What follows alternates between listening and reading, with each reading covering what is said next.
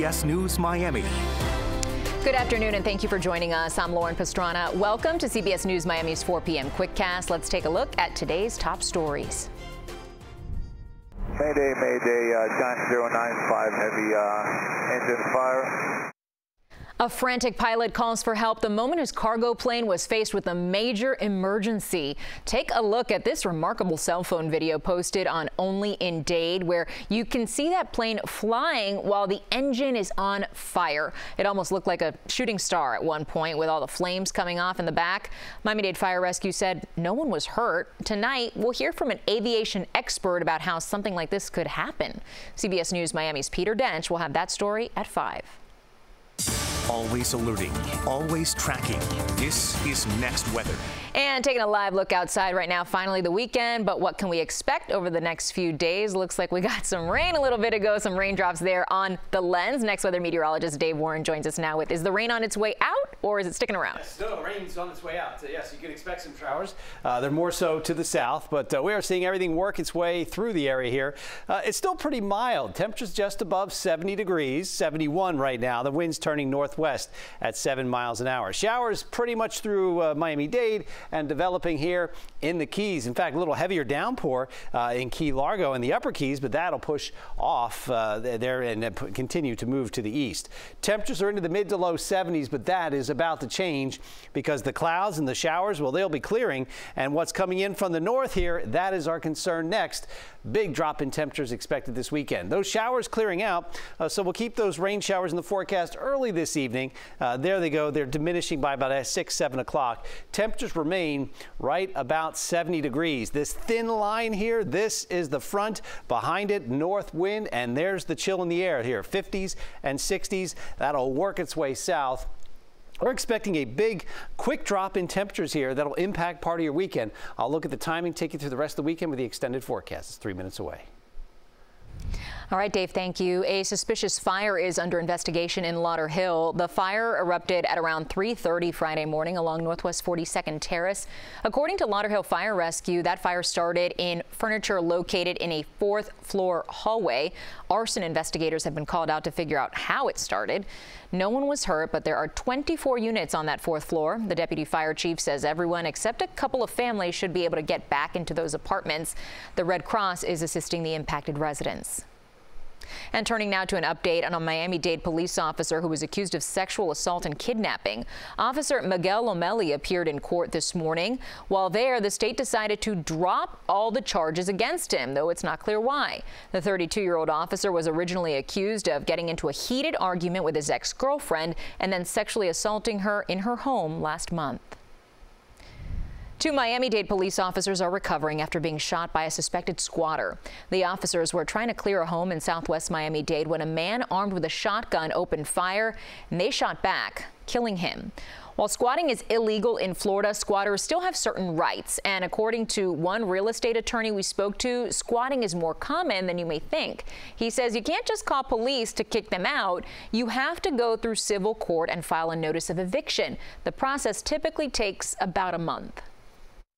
A lot of them are breaking in, and they will take a fake lease and go to the water department and get utilities put in their name. Other times, the people are in possession because they thought they have some right to be there.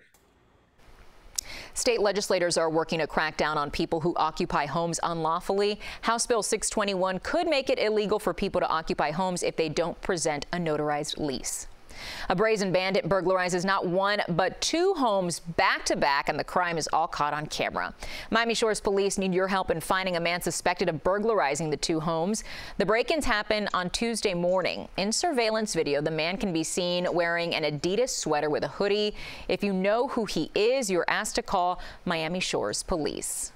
When we come back, a sneak peek inside the new Mediterranean-inspired eatery from award-winning chef Jose Andres. Stay with us. Welcome back to CBS News Miami's 4 p.m. Quickcast, and all new at 4. Alec Baldwin is now facing an involuntary manslaughter charge for a fatal shooting on a movie set back in 2021. A grand jury indicted him today after special prosecutors received new analysis about the gun that was used. Cinematographer Helena Hutchins was killed when the gun went off during a rehearsal for the movie Rust. Prosecutors had originally dismissed the charges against Baldwin last year, but now believe the trigger was actually pulled and the gun didn't just malfunction. The attorneys for the actor plan to fight the charges. And there is possible trouble for the Georgia prosecutor in President Trump's 2020 election interference case. District Attorney Fawny Willi has been accused of being in a romantic relationship with the prosecutor she hired. The claims were made by one of Trump's co-defendants, and now the judge has ordered a hearing to address it. CBS News Miami's Nicole Killian has the district attorney's response. As a woman of color, it would not matter what I did. My motive, my talent, my ability, and my character would be constantly attacked. District Attorney Fawny Willi broke her silence this week at an Atlanta church, accusing critics of racism amid accusations that she had an improper relationship with Nathan Wade, a special prosecutor she hired to lead the 2020 election interference investigation into former President Trump. Is it that some will never see a black man as qualified, no matter his achievements? The allegations were made in a filing this month by co-defendant Michael Roman, a former Trump campaign operative who pleaded not guilty to 7 felony counts for his role in an alleged fake elector scheme. His attorney wants the charges dismissed and suggests, without citing evidence, that Willis not only had a romantic relationship with Wade, but financially benefited from it. The complaint alleges the pair became involved before the case and says Wade filed for divorce a day after taking a contract with the DA in November 2021. Since then, it alleges Wade has been paid more than $653,000 for his work by Willis's office and used some of the money to take Willis on lavish trips to such places as Napa Valley, California, Florida, and the Caribbean. Willis says the 2 other special prosecutors were paid the same hourly rate. Her boyfriend, she gave him $1 million to go get Trump, right? And then they go on vacation. Trump says the case against him should be dropped, while some Republicans have called for an investigation. This is not what the prosecution needed. CBS News legal analyst Ricky Kleeman says whether the charges are proven or not, there could be consequences. I do not expect this case to be dismissed and go away, but it is not out of the question for a different prosecutor to take charge of the case to simply remove the appearance of impropriety. Willis has been subpoenaed to appear in Wade's divorce case next week, and her attorney accused Wade's estranged wife of conspiring with interested parties in the Trump case to embarrass her. Willis has not confirmed or denied a relationship with Wade. A Fulton County judge has asked Willis to respond to the allegations by February 2nd. Nicole Killian, CBS News, Washington. Congress has avoided a government shutdown, passing a temporary spending bill that keeps the lights on and agencies funded into early March. The measure now heads to President Biden's desk for his signature. The legislation extends funding at current levels for some government agencies through March 1st and others through March 8th.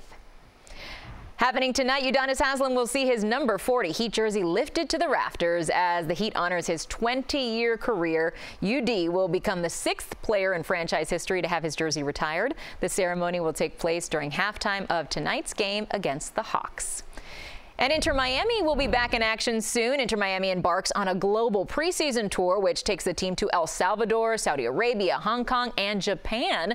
The team is set to take on the El Salvador national team abroad. Some of the players making the trip include Lionel Messi, Sergio Busquets, Jordi Alba, and Luis Suarez. It remains to be seen how many minutes those starters will actually play. And we are now just 23 days away from Super Bowl 58 in Las Vegas. Of course, you can catch the big game only right here on CBS Miami on February 11th. Always alerting, always tracking. This is Next Weather. And taking another quick peek outside right now. Rain on the radar and on the camera lens this afternoon, but there is cooler weather coming behind it. Next Weather meteorologist Dave Warren is back now with what we can expect this weekend. Dave? Yes, just tap the wipers once or twice. You'll get it off the camera, off your windshield. Shower right now, but what will be moving in eventually is the colder air. You may not really feel it tonight. Temperatures will hover into the mid to low 70s despite that breeze turning to the north at 7 miles an hour. It'll take a while for the cooler air to work its way south. The rain's trying to work its way out. Even a lightning strike there with a thunderstorm just off the upper Keys and Key Largo. But right now the rain area typically moving south. It's pushed through Broward, now going through Miami-Dade. We'll be working out of the Keys here about 6, 8 o'clock tonight. It's just another few hours. Temperature in the lower 70s, the hover in the upper 60s here overnight tonight. And then tomorrow, well, it's still off to a warm start. The clouds are sticking around. This is an area of rain, but it's the front, this line here, that is where you see the colder air above it, just to the north of it. In Tampa, Jacksonville, Tallahassee, Pensacola, temperatures there, 60s and 50s, still pretty warm just ahead of that front. And that wind shift line, the colder air working its way south. So what we can expect tonight, the showers move south. They push off the coast. Not much in the way of colder air comes in initially. We're still relatively mild tomorrow. Temperatures should be able to climb above 70 degrees. Then the cold air comes in by Sunday morning. Much colder. Big drop in temperature Saturday night. The ocean breeze returns, not as cold on Monday and Tuesday, and eventually we'll bring a few showers back in the forecast. Rain clearing out tonight. Then we are dry. We'll keep it dry at least through much of the weekend. Temperatures drop to the lower 50s. Breezy. There's a bit of a chill with that breeze. That's what we can expect there Sunday morning, and then we'll gradually start to warm back up Monday, Tuesday, and Wednesday. As the temperatures warm up, we see the showers creeping back in the forecast. They'll start pushing in Tuesday, and we'll up those rain chances a bit Wednesday, Thursday, and Friday. Dave, thank you. It is finally Friday, our favorite day of the week, and here's CBS News Miami's Lisa Petrillo with something to whet your appetite for tonight's Taste of the Town. Hey. Cheers to you being back on Miami Beach. Thank you for having me again. Pretty exciting, huh? Every time you come, I guess it's because I'm opening a new thing. I guess so. So thank you. I'm happy to be here. So, Chef, pronounce the name of your lovely restaurant so we all say it perfectly. It's so funny when people ask me to pronounce, like, you know how bad is my accent? I never pronounce the same word twice in the same way. You named it. Okay, we call it Zaitinia. Zaitinia. What is this dish called? Octopus Santorini. Octopus Santorini. The name is very creative because it's octopus and because it comes from Santorini. Catch it tonight at 5:30 on CBS News Miami, Taste of the Town. Looks delicious. That's CBS News Miami's Quickcast. I'm Lauren Pastrana. Stay tuned for more news right here on CBS Miami.